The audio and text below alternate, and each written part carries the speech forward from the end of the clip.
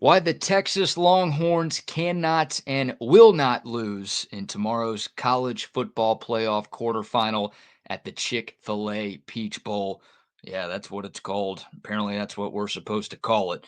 And it's a mouthful. What's up, everyone? Welcome into another edition of the BK Show. This is episode number 1 of the BK Show. Most of what we do on this channel will be live, but figured we'd start things off with a little recorded intro video to let y'all know kind of what this channel is going to be about. And of course, to talk all about tomorrow's matchup between the 5 seed Texas Longhorns and the 4th seeded Arizona State Sun Devils in round 2 of the first ever 12-team college football playoff. We're going to talk all about tomorrow's matchup. I'll explain what the Longhorns need to do to avoid the upset. I'll really explain why I don't think there's any chance of an upset tomorrow. Plus, some of the tampering rumors involving Quinn Ewers. These are getting more and more ridiculous, seemingly by the day. We also have former Longhorn wide receiver Jonte Cook taking a shot at Quinn Ewers in a now deleted tweet. Spoiler alert, not good for Jonte Cook. And to wrap this video up, we'll kind of explain what the BK Show and what this YouTube channel are going to be all about. So appreciate y'all tuning in to episode 1 of the BK Show. Please like this video. Please subscribe to this channel if you haven't done so already. Appreciate the support and excited about what's to come right here on the YouTube. So Texas and Arizona State less than 24 hours from kickoff at Mercedes-Benz Stadium in Atlanta. As it stands right now, Texas a 12.5-point favorite according to ESPN Bet. Looking at Circa Sports right now, I'm seeing Texas as a 13-point favorite. So the line has been right around there really for the last week and change. And that's where it is right now. Once again, less than 24 hours away from the actual game. Here's why I'm confident that Texas is going to take care of business and advance to the semifinal round of this college football playoff. I looked at the 22 starters for Arizona State, and I asked myself, how many of these guys would start for Texas? I thought about it, thought about it again. I thought about it again, and my final answer was 1, and that's Cam Scatterbo. Cam Scatterbo's a stud, second best running back in the country this season behind Ashton Genty, finished 5th in the Heisman Trophy voting. That guy's a monster. That guy would absolutely start at the University of Texas. No disrespect to Quintravion Wisner or Jaden Blue. Those guys have been really good for this Longhorn team, and they've been great down the stretch, but Cam Scatterbo's a monster. That guy would start for Texas. Outside of that, I mean, number 2 would be Jordan Tyson, the number 1 wide receiver for ASU. He went for more than 1,100 yards and 10 touchdowns before injuring his collarbone in ASU's regular season finale against Arizona. He's not playing tomorrow, so he's not a starter in tomorrow's game, which means I'm not taking him over any of the Texas starting wide receivers. Maybe you could make a case for Shamari Simmons, who's the star nickel for Arizona State on defense, but I love what I've seen from Jalen Gilbo, man. I'm not sure I'm making that change if I'm Texas. So literally, there's one player who will start for Arizona State that I think could start at the University of Texas. They've got some other talented guys. Don't get me wrong. You don't win the Big 12 championship and make it to the college football playoff if you're not good. Their center, Lee Fontenot's really good. I don't think he'd start over Jake Majors. Hell, one of Arizona State's best defensive players is Xavion Alford, the Texas transfer, who left Texas because he wasn't good enough to start at Texas. Guy was first team All Big 12 this year, having a great season. Happy for him. But he's not better than Michael Taft. He's not better than Andrew Makuba.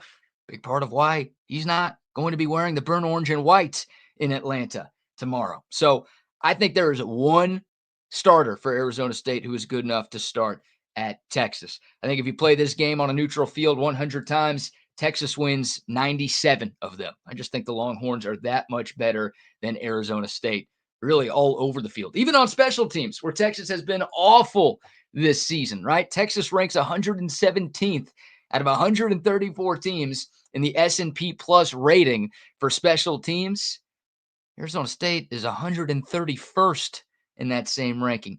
They've had 3 different kickers this year. Remember, their head coach, Kenny Dillingham, had open tryouts for kicker during the season. Arizona State has missed 2 extra points, and for as average as Bert Auburn has been, I think I'm being very nice calling him average, he has not missed an extra point this season. Arizona State, 9 of 17 on field goal tries between those 3 kickers. That is just over 50%. So as bad as special teams has been for the Longhorns this season, somehow, some way, they've been even worse than Arizona State. So once again, these two teams play 100 times. I think Texas wins 97 out of 100. So what could go wrong in those 3? Well, 2 things. Number 1, Camp Scattaboo goes off, and I mean off. I'm not talking like 100 yards. I'm not talking 150 yards. I'm talking 200 plus in all-purpose yards for Camp Scattaboo. Now, he's had some games like that this season. His best game came against an SEC defense when Arizona State beat up on Mississippi State early in the season. Now, Mississippi State did not win a game in the SEC this year, so safe to say Texas is a little bit better than Mississippi State. But Camp Scattaboo has had some of those otherworldly performances. That's why he finished 5th in the Heisman Trophy race. He's got to be otherworldly tomorrow. And I just don't think that's going to happen against this Texas defense. It's too good. It's a top 10 run defense this season. There's only been 1 or 2 running backs that have even had a semblance of success against Texas this year. But I will say this, even the games where the Texas run defense has struggled a little bit, in air quotes, teams have not been able to run outside against the Longhorns. And that's generally where you see those big explosive runs. I know Cam Scattaboo's the best running back that Texas has seen all season long. I don't think he and this Arizona State offensive line are good enough to be the first team to consistently, successfully run the ball outside against this Texas defense. I think it's too big, it's too strong, it's too physical, and it's too fast. So Cam Scattaboo is going to have to play the game of his life for Arizona State to have a chance tomorrow. And there's nothing I've seen, even though the Texas defense is coming off its worst performance of the year against Clemson. That didn't happen because they couldn't stop the run. Clemson ran for 72 yards in that game. Cade Klubnik was just incredible in that matchup. I don't think Sam Levitt's the type of guy to put together that type of performance. And once again, it wasn't the run game that Texas couldn't stop last week. So I'm very confident that this Longhorn run defense is going to be up for the challenge against Cam Scattaboo. And the only other way that Arizona State can pull off an upset tomorrow is if Texas is its own worst enemy, right? I mean, penalties and turnovers, those have been issues for the Longhorns all season long. And Arizona State has been one of the more disciplined teams in the country this year. But Texas is coming off of a pretty clean performance against Clemson in the first round of the college football playoff. Just 2 penalties and 1 turnover in that game. They won and they covered. If the penalty and turnover count is anything close to what it was a week and a half ago against Clemson, then Texas is going to win this game tomorrow and they are going to cover. So, look, I trust this Texas team right now. I feel better about this matchup than I did about the Clemson matchup, right? I thought the Longhorns were going to beat Clemson. I picked Clemson to cover. I'm picking Texas to win and cover against ASU tomorrow. And hey, if I'm wrong, well, it's my first ever video. It won't be deleted. Come after me. I'm a man. I'm 30. Talk your trash. I'll take it, ASU fans. I don't think there are going to be too many of them coming back to this video once this game goes final. So I'm going Texas 31, Arizona State 17. Got this as a 2-touchdown win for the Longhorns. Feel like I'm being generous giving ASU 17 points, but that's where I'm at right now. All right, some other Texas football. How about these tampering rumors surrounding Quinn Ewers? I'm sure y'all have seen this by now, but a tweet was sent out by On3 Sports earlier today, and Pete Nakos reported that, quote, tampering is at an all-time high with Texas QB Quinn Ewers. He's received a $6 million offer to return to college football and enter the transfer portal, end quote. I'm looking this way because I've got a second screen and I'm reading off of that screen. Figured y'all could probably figure that out on your own, but there you go. So that tweet, of course, has gone viral over the course of the day. And I mean, my first thought when I saw that is being Quinn Ewers cannot be easy. Look, I get it. He's making a lot of money to be the starting quarterback at the University of Texas and the deputy of Fansville. I understand. But number one, there's always pressure when you're the starting quarterback at Texas. Number two, Quinn Ewers' backup is Arch Manning. And it feels like people have been Doesn't feel like. People have been rooting for Quinn Ewers to fail so we could see the next Manning. And number three, these reports just keep coming out. There was one right before the Clemson game, and here we are a day before the Longhorns' second playoff game. And you've got another report coming out talking about Quinn Ewers potentially transferring and not going pro once this season comes to an end. It's almost like there's an anti-Quinn or anti-Texas plant that is just strategically timing these reports to try to get in his head. It's ridiculous. So, look, Quinn Ewers, he's not coming back to college. He's not coming back to Texas. He's not entering the portal. He's going pro. If you ask anybody who's actually tied into the Texas football program, that is what they will tell you. And I'm not dunking on Pete Nakos here. Like, I believe teams are going after Quinn Ewers. Why wouldn't you? He's a very good college quarterback. There's a scenario that exists where he could return to college for another year and maybe improve his draft stock, because 2024 hasn't been the year that I think he wanted, right? People thought Quinn was going to be a Heisman finalist. They thought he had a chance to be a top 5 pick in this upcoming NFL draft.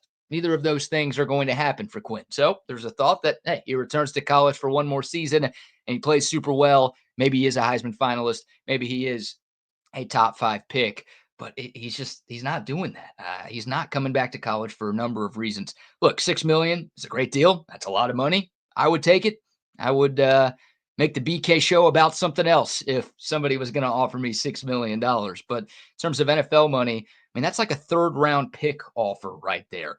I think Quinn has a chance to be a 2nd round pick if he plays well down the stretch this year and also has a good combine and a good pre-draft experience at the next level. And 2nd rounders earn an average of $10 million on their rookie deal. Now, that's over a few years, but still, that's $10 million versus 6.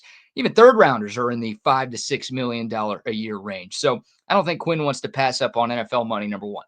Number two, there's risk that is involved with returning to school. What if Quinn came back and got hurt? Can't play next year. That lowers his draft stock even more because he already has a little bit of an injury history during his college career. What if he comes back and doesn't play well? All right. I mean, he's been with Steve Sarkisian and great talent at Texas. What if he goes to a worse coach, a worse scheme, a place with less talent around him, and his numbers are worse in 2025 than they are in 2024? I don't think Quinn Ewers wants to risk that. I don't think he should risk that. And then you think of the dream component here. Number 3, that's a thing. Quinn Ewers didn't dream of being like a great college quarterback. He didn't dream of setting NIL records, which those would be broken soon anyways, even if Quinn Ewers did break them. Like he dreamed of playing in the NFL. That's what he wants to do. That's what everybody who signs up to play football at the University of Texas wants to do. He's got a chance to go pro and get drafted and be an NFL player after this season. I think all of those things combined tell you everything you need to know that Quinn Ewers is not coming back to Texas, and he's not going to take any of those offers that are out there. I'm curious who is offering that money because, once again, I believe those reports are true. I've heard Notre Dame. I've heard Miami. Some people think maybe USC with Lincoln Riley could be the teams that are reaching out to Quinn, trying to convince him to transfer to their place for 2025. Fascinating. Would love to know exactly what team that is trying to spend that much on Quinn. But again, I don't think it matters. He is off to the league whenever this Texas football season comes to an end. And that brings us to Jonte Cook here on the BK Show. Jonte Cook is becoming the Leon O'Neal of Texas football. And if you're a Longhorn fan on social media, you know who I'm talking about.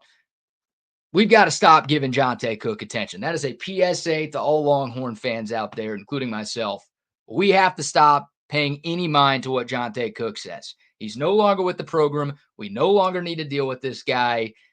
If you didn't see it, he replied to that On3 tweet and said, quote, wasting y'all money for real, end quote. That's what he said. And then he deleted it because it went viral and people called him an idiot because he is an idiot. Dude is salty. He's just salty that he's not good enough to be here. And don't get it twisted. Texas asked Jonte Cook to leave. They were nice enough to call it a mutual parting of the way. Texas asked Jonte Cook to leave in the middle of the season.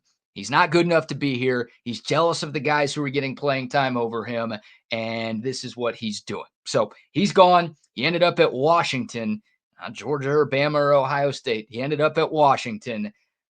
I don't know how much money he made at Texas, if he made any NIL money at Texas, but if it was more than $0, he's the waste of money, not somebody going after Quinn Ewers. So ridiculous look for Jonte Cook. And oh, by the way, that tweet came 3 days after he tweeted out that he had nothing but love for the University of Texas and his Texas teammates. And, this is God's plan for him to be going to Washington. Don't bring God into this ridiculousness, Jonte. Bad look. PSA to Texas fans, stop giving this guy attention. It's what he wants. He doesn't deserve it anymore. He's not here. Jealousy is a hell of a drug, man. All right, so there you go. That's what I got on that. Look, I don't wish Jonte Cook to fail. Best of luck to him at Washington. I'm just saying you don't need to pay any attention to what he says or what he tweets anymore because he's a disgruntled former employee. Right? Guys who get fired from their job, they will sometimes take to social media or sometimes they'll just talk about how much their boss sucked or how much this sucked or that sucked. It's just he's a human being, and that's what disgruntled human beings do at times when they are mad. So there you go. That's going to do it for the first for calling it episode 1 of the BK Show. Most of what we do on this channel will be live. We'll be going live every single weekday right here on the BK Show. And we will start with a little post-game video, not right after the game is over, but maybe something tomorrow night, perhaps in between the Rose Bowl and Sugar Bowl games. But please like this video. Please subscribe to this channel. We're going to have great conversations. It's not going to be just me every single day on this channel. I wouldn't do that to y'all. We're going to bring in the best of the best, great Texas folks, former players, recruiting insiders, and so much more. Obviously, a great time to be a Texas Longhorn fan with the Horns in the quarterfinal round of the college football playoff and competing for a national championship. Texas 3 wins away from winning the whole thing. So we will see y'all tomorrow. Appreciate the love and support. And remember, when you listen to the BK Show, you rule. See y'all tomorrow.